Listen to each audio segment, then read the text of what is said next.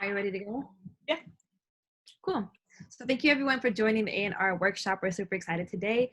Today's panelist, we actually have Riggs. He'll be on in a couple of minutes. He's just running a little bit behind, but we do have Dominique as well. So for our student leaders tonight, we have Aaliyah and Gotham. They'll be walking us through everything. So feel free to go ahead and get started, guys. For sure. Thank you so much, China. My name is Gotham. I'm currently a junior right now, and I'm excited to get this going. Absolutely. Hey, nice to meet you. As you've heard, my name is Aaliyah, and I am currently a junior sound recording tech major at Virginia State University, principal instrument violin, and I'm ready to get this show on the road. Nice to meet you. Thank you. Nice to meet you both. But for the very first question, I got to ask you, as an up-and-coming and aspiring A&R, what exactly is the first step I should take to get my foot in the career? Well, I would say if you have the opportunity to do an internship via your school, that's definitely the way to go. I think that, there's actually been a lot of conversations recently about, opening up internship programs to include non-college students. But for right now, that's definitely something that should always be explored as a way to spend time actually around professionals that are doing it every day. In the meantime, also, internships at studios are really valuable, just to see, how the A&Rs who are in the studio more often, how they work, or, what they may or may not be doing. Hi, Riggs. In the studio artists. But if you're coming from the perspective, if there's anybody that's watching that's not in school, I'd say just figure out the best way to meet people who are in the music industry, whether that's online or in your town, and just figure out ways to kind of make yourself valuable and, express your interests. So I think there's a few eras where people were starting blogs, and then, some of those writers or blog creators moved into the A&R space. I personally was, and we were just talking about how Riggs knows me from this experience of throwing shows and showcases and just booking artists that were super new, but then progressively got bigger and bigger.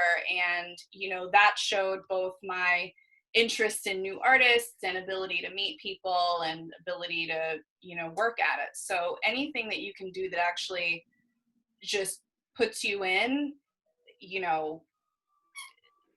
never think that it's exactly the same path for everyone, I should say. Did I miss a question? So pardon me for coming in late. Yeah, I'd love to ask you if you're up for it. Yeah, absolutely. In fact, there's going to be times where I might not be on screen and throughout, but I'm all the way engaged. So please, no happy worries. to be here. By the way, thanks for having me. Thank you for coming, man. Thank you for coming. Thank you. So the question we actually just asked Dominique was, what exactly is the first step an A&R should take to get their foot in the career? Oh man, I'm going to piggyback off some of the tail end of what I caught from Dominique, and you want to try to find an entry point, however you can, in a way that makes sense for your skill set, or just find a way to make yourself valuable once you get into that entry point. And it's been dope watching Dominique grow, because I first met her as a show promoter, and not just any show promoter, but she was curating and filtering the really dope acts at the time. And if you're an A&R in the business, you kind of had to be at her shows, and even you had to be at her shows. And watching her grow throughout the years leading to what she's doing now has been, really dope. And no surprise, because from the beginning, you could just tell that there was somebody that was really into the music. And that's a big part of this whole thing. A lot of people want to get into the business, right? And I completely get that, but you do have to have a drive and a passion for it, because you're going to get tested. You're going to get to put through situations where, you might start to question whether or not this is really it for you. Early on, if you can, try to figure out exactly what it is that you want to do, because the path towards there is not going to be overnight. You're going to end up answering phones or, running to get somebody's coffee, or maybe you'll end up working in a department that doesn't fit so what your desire is, but it is an entry point. So you want to be able to at least find an entry point. What that entry point is, I don't know. Everybody has their own different entry points. For me, it was an internship. Prior to that, I was answering phones at a video production company and so on and so forth. I didn't end up doing what I do for a living till 5 years into that entry point. So wherever you're from, wherever you're at, especially in these times, figure out and try to find that entry point. Make yourself useful and valuable. Like even now during COVID, we're not able to socialize and kick it and hang out, but I am keeping an eye out for the next version of me, because I'm always looking for new music, and you just never know where that's going to come from. So pardon the long-winded answer, but I thought I'd make up for being late. Thank you so much, Riggs. That was perfect. Thank you. Cool. All right, so I'll move on with the next question. And what are some great leadership skills that you would attribute to a great A&R? Riggs, you want to take it first, or? I'm gonna give it a shot. I'm gonna give it a try. The word leader is interesting because some people think they're leaders and some people are just leaders. But when you're working with artists, you have to. The role that you play as a leader is making sure you have as much as, if not all, the answers for this artist, because you're the person that this artist is going to rely on. What suggested studio, what suggested producer, if it's a singer-songwriter, what do you suggest, what do you think, and that's almost like you're building up your stock with this artist, and that stock being trust. I know that my early years as a music journalist, what helped me enormously was listening to music and understanding the music. And because I reviewed so many albums and I listened to so many recordings, I was able to understand what artists were trying to achieve. So I spent 5 wonderful years at the Source magazine. I was responsible for the lyrics of the month, right? So with the lyrics of the month, what was great about that was that I had to listen to every album out that month and listen and try to find what that standout lyric was. And in doing that, it's almost like musical repetition, because it's just like you're listening, you're finding little nuances, you find little in a way that when you speak to an artist, you're able to understand what they're trying to achieve. So the leadership part is something that you gradually grow into, and as time goes on and you start putting up points on the boards and really contributing, that's when you start growing and extending as a leader. So the term leader in A&R, it's a gray area, but you are you're responsible for signing this artist. You are responsible for bringing out the vision and the best out of this artist. So if that's what it is in being a leader, have a great understanding of who this artist is, what they're trying to achieve, and how you, as the quote unquote leader, are able to guide that towards the next level. So This time I will piggyback off of what Riggs is saying about how, first your leadership capability needs to be to represent the artist throughout the building. That's your responsibility. It's your job to translate what they're trying to accomplish to the marketing department.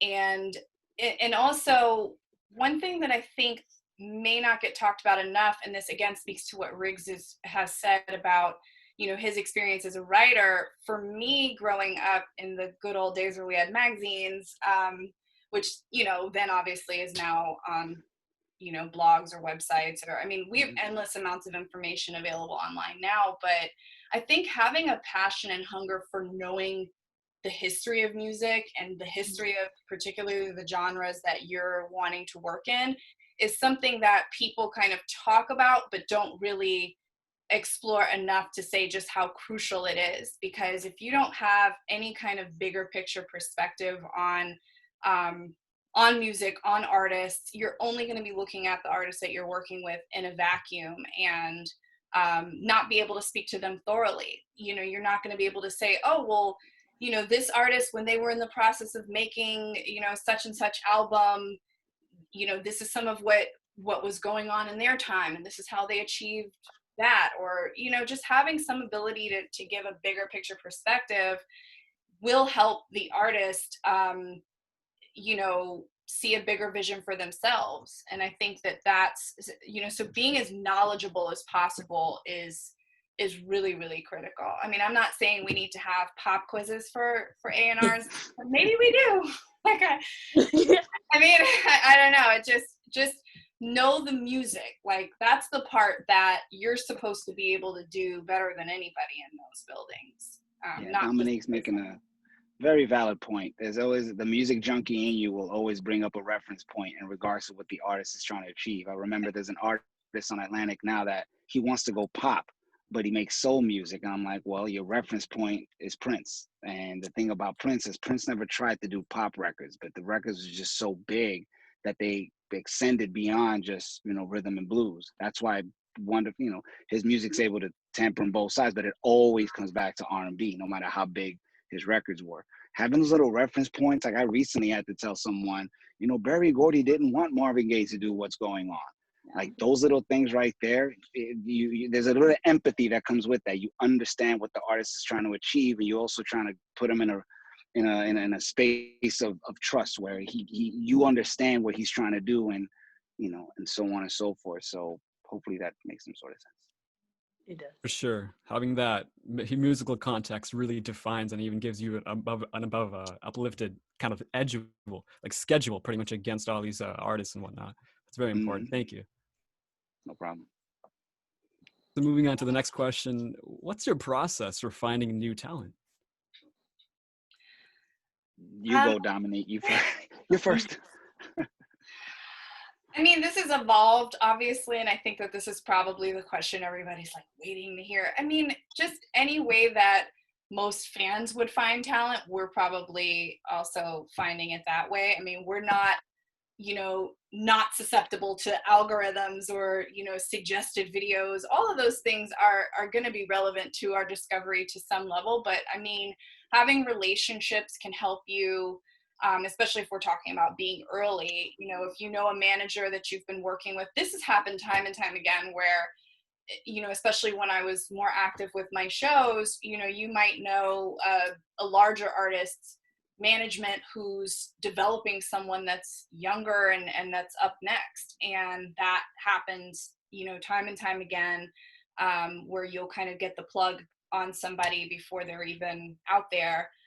But to that point, I would also say that me personally, while I'm exposed to pretty much everything that everyone else is, whether it's via Instagram, whatever's trending, so on and so forth, I am more likely to pay attention to artists that the artists who I love are interested in, because I kind of feel like when an artist is a fan of another artist, it goes beyond just, oh, I like that, or oh, I want to play that in my car. They're coming from a place of sensitivity. They're coming from a place of inspiration. And to me, if you can inspire a great, I want to pay attention to you. And I can't tell you how many artists that I've, placed on my shows because I heard that somebody was a big fan. And artists tend to be a little bit earlier on these things than like the average, than the average fan, or definitely the average A&R.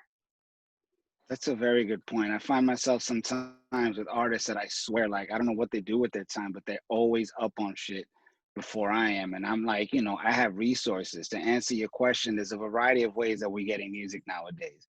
Obviously, data plays a big part of this, research and what have you. That's just one component of it. But at the end of the day, to Dominique's point, there is gut, and I've always relied on word of mouth. And word of mouth is as simple as, hey, man, have you listened to this? I have found most of my music discovery, that's been the most clutch one in terms of music discovery. If it's coming at me from a research standpoint and from a data standpoint, that means everybody's on it. And for me, I like to try to avoid that because that gets a little messy, because everyone now, every label has an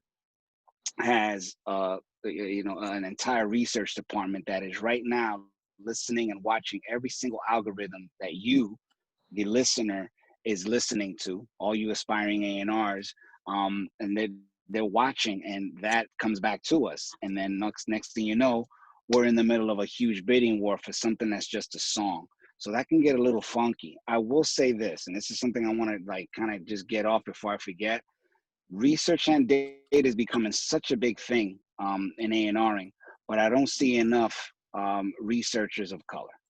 And it's, you know, for me, hip hop and R&B it's very much a cultural thing. And for those of you that have some aspirations of being A&R, knowing that data component of it and aligning it up along with having a gut and taste will make you a very, very important person, a very useful weapon for all these labels trying to make sure that they have a step up on everyone else. So the way that we get music in our system, it varies, but it could be research, it could be gut, it could be buzz. And as Dominique likes to mention, you know, like blogs used to be our thing. Blogs used to be like, you know, the point of reference, you know, of an artist buzzing. But it varies, and things are moving so quickly now, so quickly that we have to filter through all the hype and really hone in on the artists that we feel are actual artists as opposed to just songs. So big difference. Thank you. Thank you for that. It was dropping gems. I can't right now. Like I have so many questions that are I'm here falling for out y'all. of this. This is amazing. We're here for y'all. So thank you so much. So my next question is kind of leading into what we've been talking about before. What are some of the biggest challenges with working with emerging artists, and how do you combat them? Dominique. Like, how, oh, sorry. I would say, I'll say two things. First, I think it comes with the point at which you get them in the building, because I personally sometimes am probably aware of an artist a year before they're ready to be signed, like really a year before they're even to that point. Yeah. And so it's up to me to hold back the impulse to put them in a situation where they can't necessarily, or that's not as positive for them, I should say, at that stage in their career. And so I think that sometimes the challenge with a new artist is that, you know, there's always going to be talk on both sides, both from the artist's point of view and in the building of, oh, development and letting them grow at their own pace. But the reality when they're actually in the building is, hey, they've been sitting here for 6 to 8 months. What's going on? What's, you know, or this hasn't progressed to this point. What's happening? Because at the end of the day, you're still checking up on the roster constantly. So, you know, and it's definitely more beneficial for artists to be able to be somewhat productive, or at least feel like they're growing in the system. And sometimes they're not necessarily ready to do that if they get in a little too early. So I'd say combating that sometimes starts before you even bring them in, especially if they're not, you know, just a research-based artist. Now, to the point of an artist who may be coming in with some buzz or just varying degrees of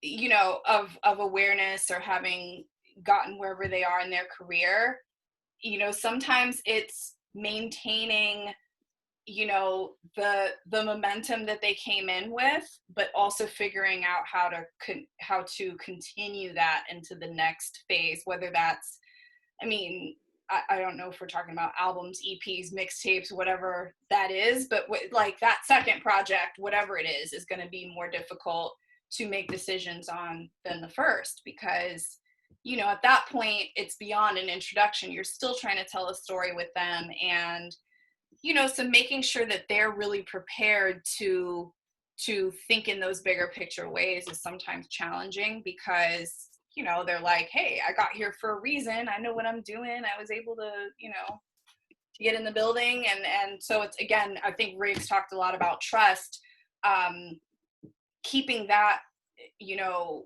trust intact so that they can be taken to the next place, wherever that may be, is crucial. I will say challenge, man. It is easy to get a deal. It is hard to get a release.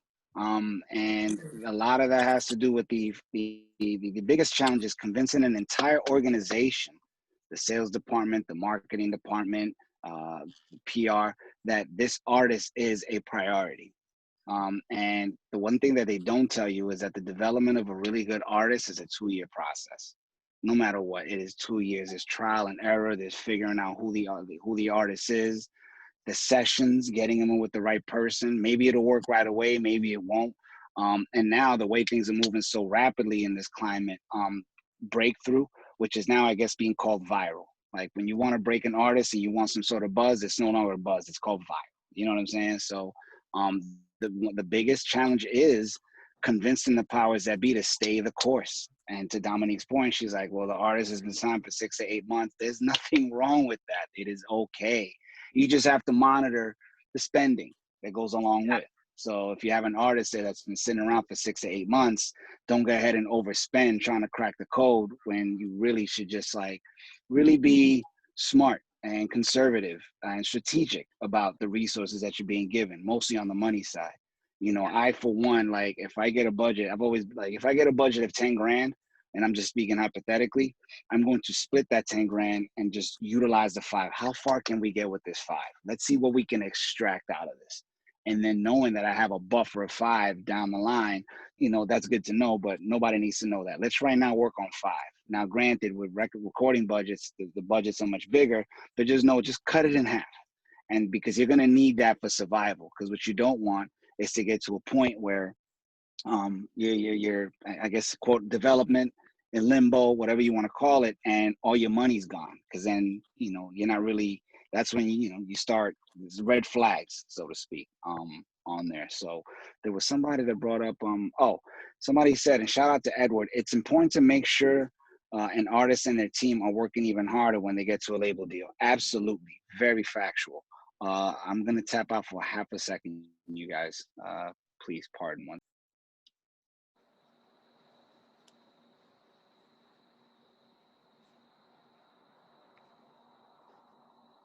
I think Gotham, Marlia, you guys can go to the next question. Next question, for sure, for sure. So Dominique, as an up and coming A&R, is there a specific way I should reach out to talent? Do you mean if you're already, you know, new A&R in the building? Yeah, you're just getting started, you know. How should I reach out to talent? I mean, to be honest, nowadays it seems like Instagram is, you know, the best way to make sure that you're actually getting to them. So in a lot of ways, I think that that's kind of how it can happen. If there's, you know, no management email in bio or anything like that, then, you know, that's probably the best way to go. In the past, we were able to introduce ourselves to artists if we saw them live or saw them at the studio. You know, I think, you know, earlier in this conversation, we talked about having a, you know, a network of people that you're connected to. So this isn't my favorite thing to, like, I'm not the biggest fan of this in the world, but I mean, if you know a lot of attorneys, a lot of times they'll, you know, put you up on the artists that they're working with and just make sure that you're aware of who they have. So building relationships like that will already get you a call with their manager or something set up right away.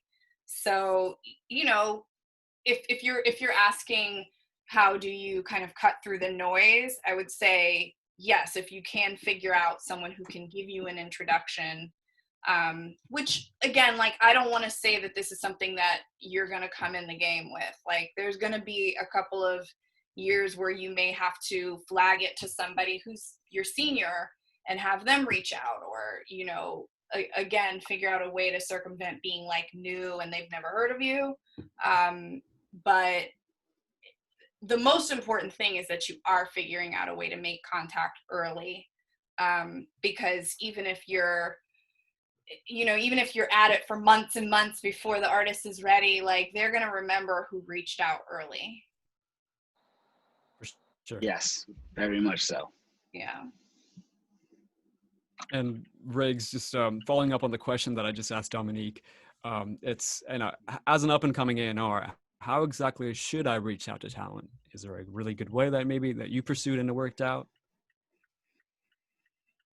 Well, just know that everyone's going to be reaching out.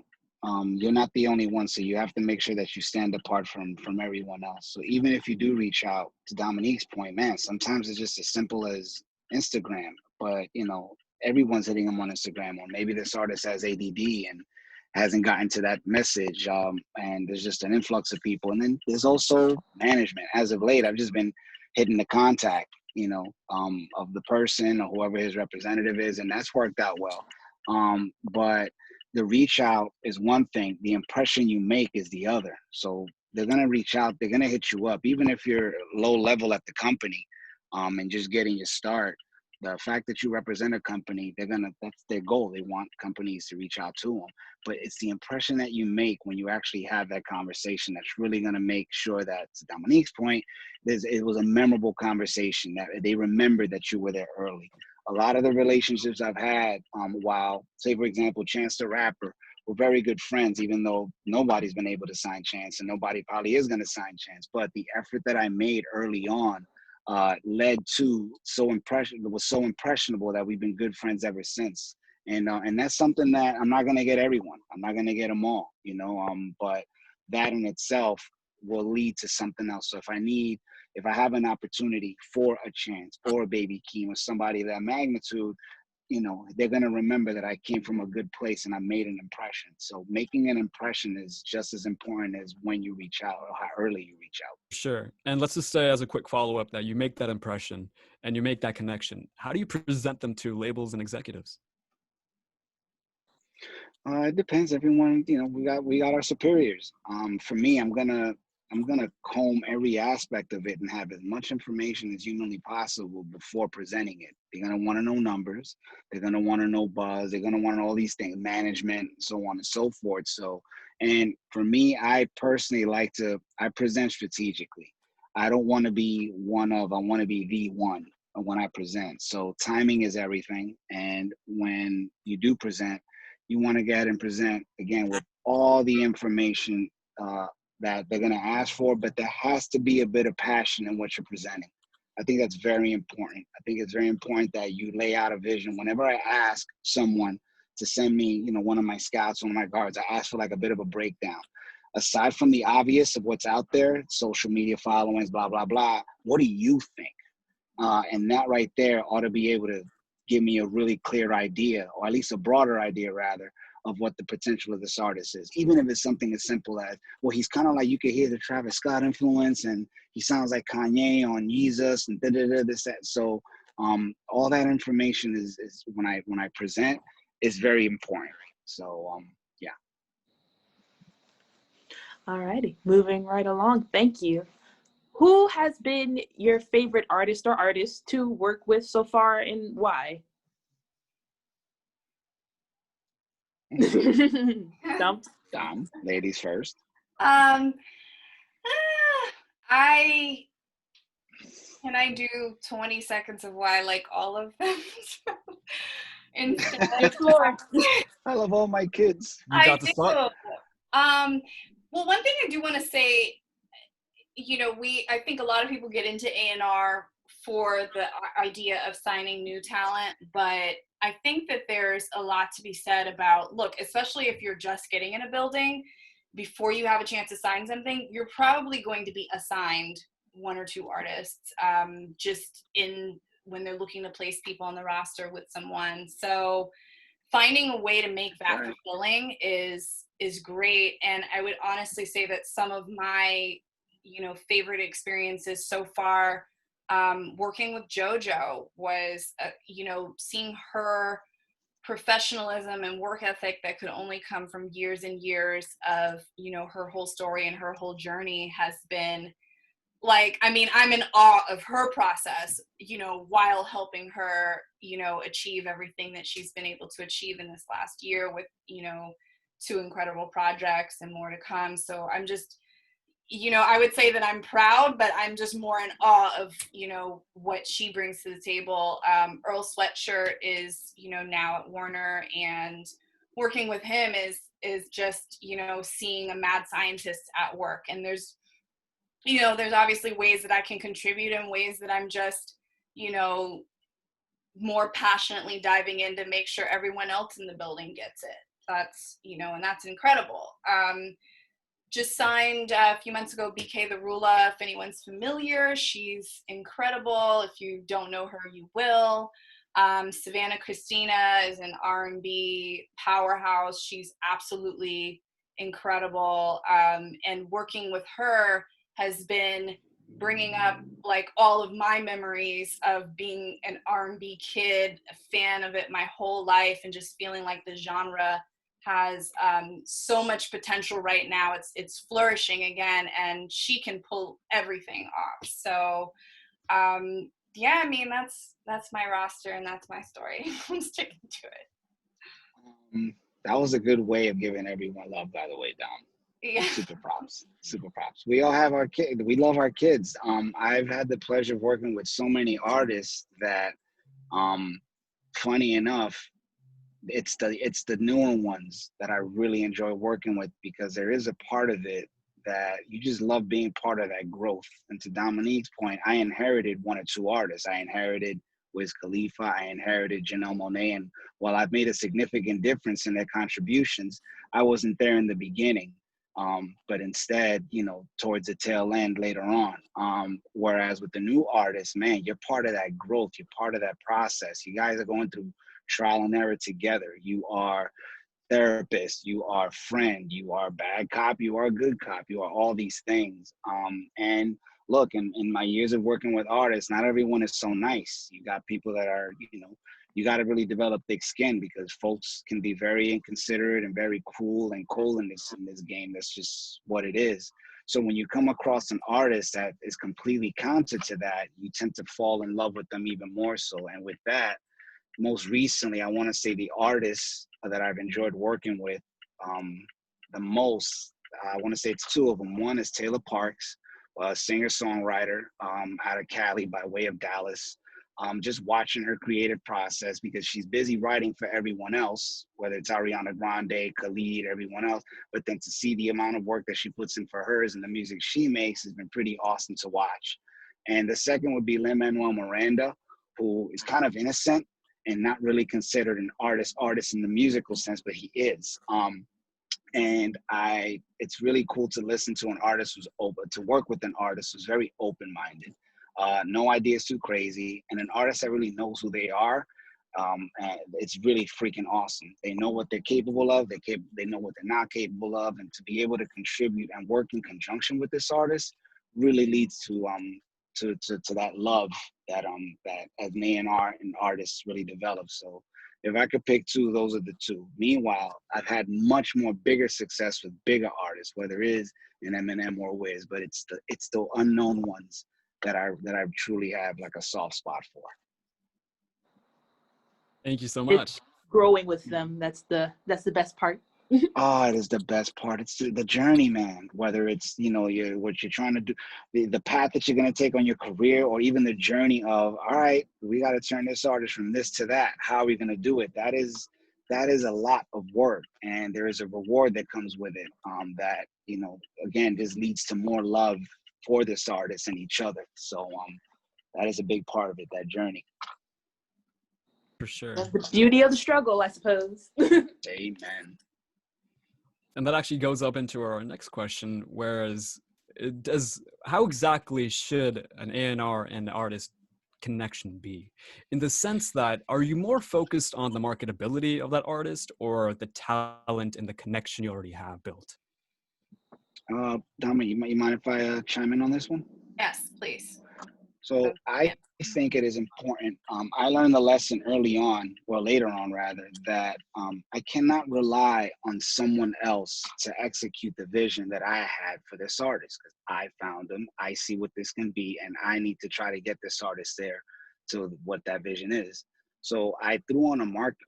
That's when I decided to go marketing and kind of do a hybrid situation. And I encourage everyone who's an A&R or is aspiring to be an A&R to have some sort of marketing acumen to your repertoire, because you are going to be the one that's really schooling everybody on how this works.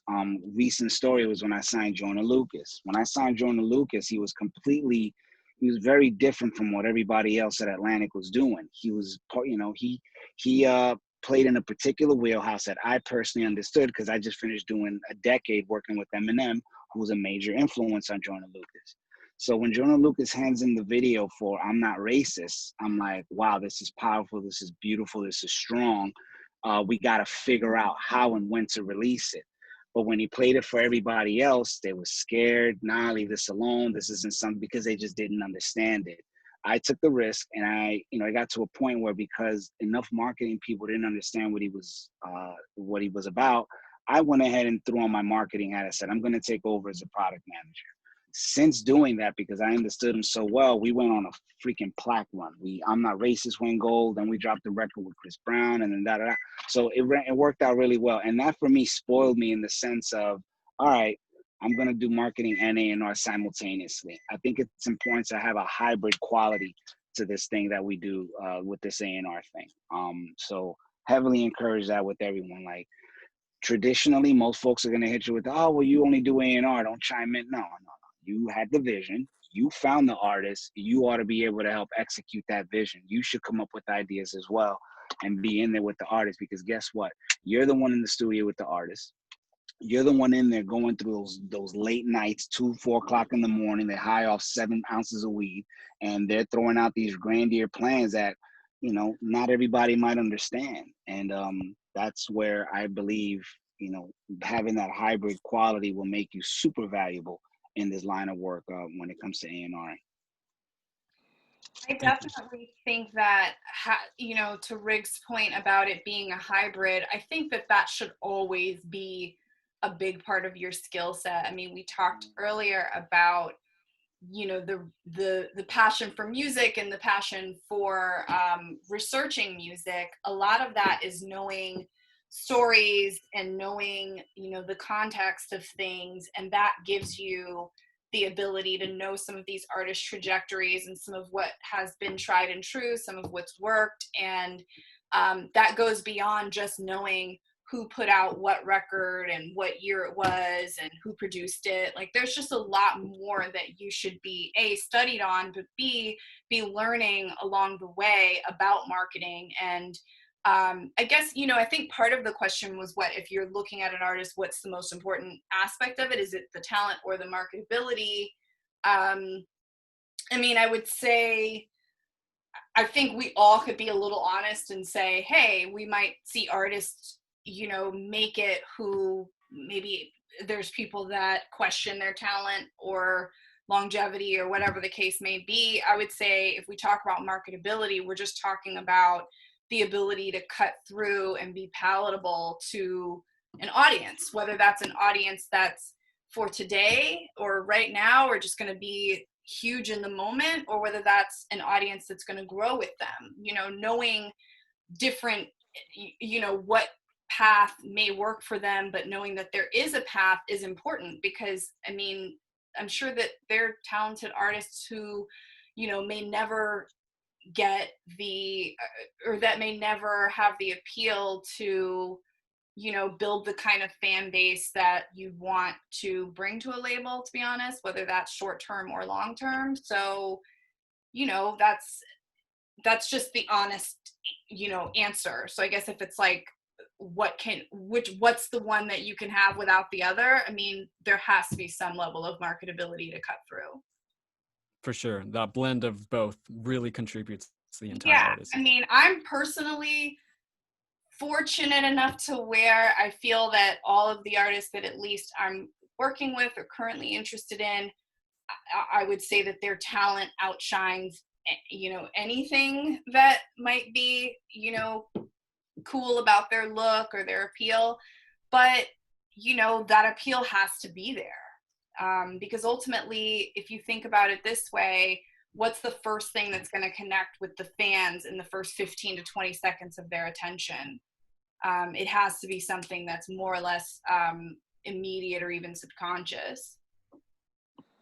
For sure. Thank you. And we will be wrapping it up a little bit.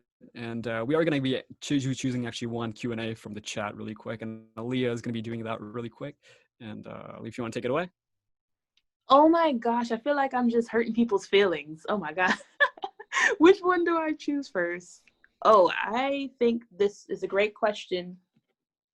How do you measure success as an A&R? The easy answer is hits. It depends at what stage you're in. For me, as much as I've accomplished and I'm super proud of, I feel there's still much more to go. I try to find artists that align with some sort of music purpose. When I see another artist like a Kendrick, or when I see a Travis Scott, I'm like, shit, that wasn't me. How can I beat that? When you reach certain levels of success, you kind of want to beat that. I with Eminem, I had a diamond record with Love the Way You Lie, great.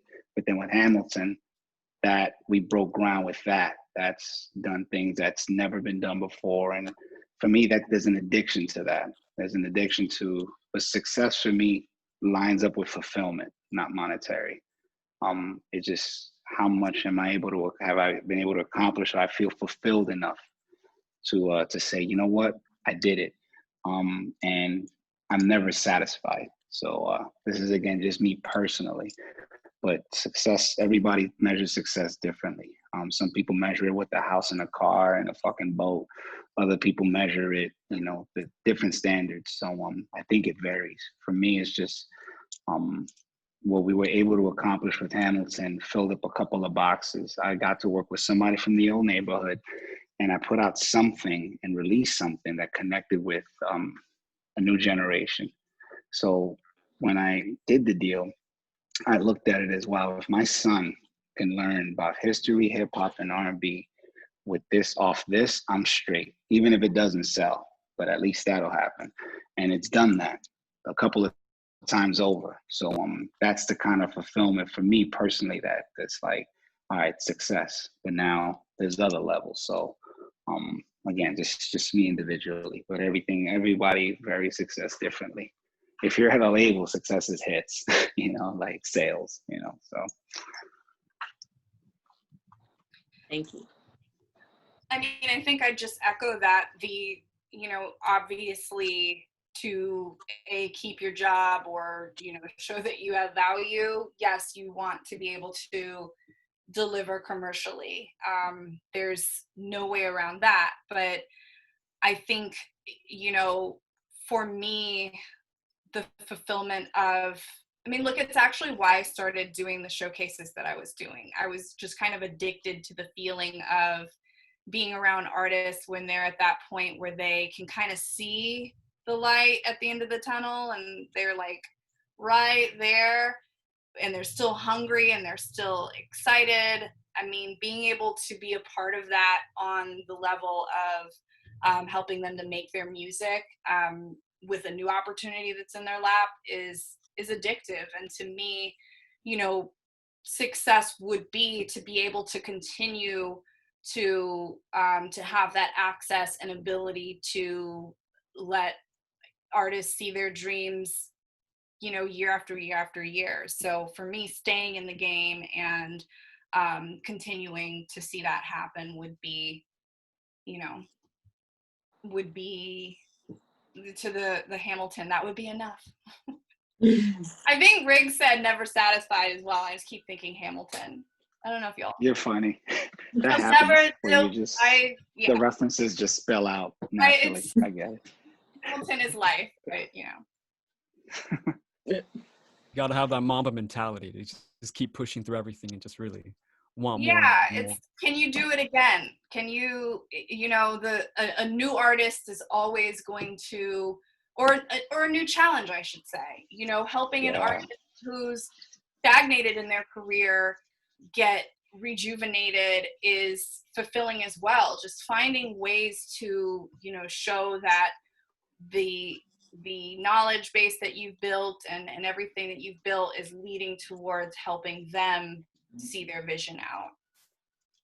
And that's ultimately the goal, and that's what we love seeing. Yeah, of course. I know we're kind of constrained on time, but I had one quick question leading off to what you had just said, Dominique. So have you ever gotten to a point with an artist that you feel as though you may have to actually let them go and get that sort of inspiration to get and still believe in their dreams by themselves? Or how have you essentially realized when it was time to step back and that there was no more that you can do on your part? I mean, I think the closer you are to the artist, you kind of see that happen earlier. And then I think, to me, my job as an A&R might be to push everybody else in the building away from that artist, to give them the space that they need, and translate that, you know, effectively. Like, hey, they just need a chance to pull it all together. They're not ready. If that's what you're talking about. I don't know if you're talking about when you have to drop them, but that's, I mean, I would like to not think about that so much. I think that, you know, the trust that they have to have in you extends to, hey, they're not just pushing me to put something out because it needs to come out. My A&R is protecting my vision. My A&R is protecting my space and my inspiration. And you have to be that person if no one else will be. And I definitely, to that point, I mean, have come across that both in working in A&R, and I, you know, have managed in the past as well. I worked with Q-Tip for a number of years, and, you know, some people take a long time between projects, and there's a lot that goes into, you know, making sure that you're protecting them. Thank you so much. Yeah, you kind of bite off of each other. You know, it's very important. Got to have that connection as well.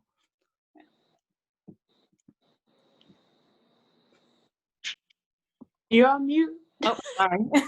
So I think we can wrap up now. Thank you, Dom, and thank you, Riggs, both for joining us today. Thank you so much, Dominique, as well, Riggs. You're very welcome, you guys. Thank you so much. This was fun. And a lot of y'all that was on that chat, I'm paying attention. I'm following some of y'all with your little Spotify playlists and your little production managers. So keep at it. Don't get discouraged. And we'll see each other sooner than later. Thank you for having me, guys. Yeah, if you're requesting me, because I'm still private, send a message and I'll. Cool. Dom, great to see you as well. Yeah. Later, guys. Bye. Be safe. Stay healthy. It's been a privilege. Bye. All right. Later. Bye, everybody. Bye.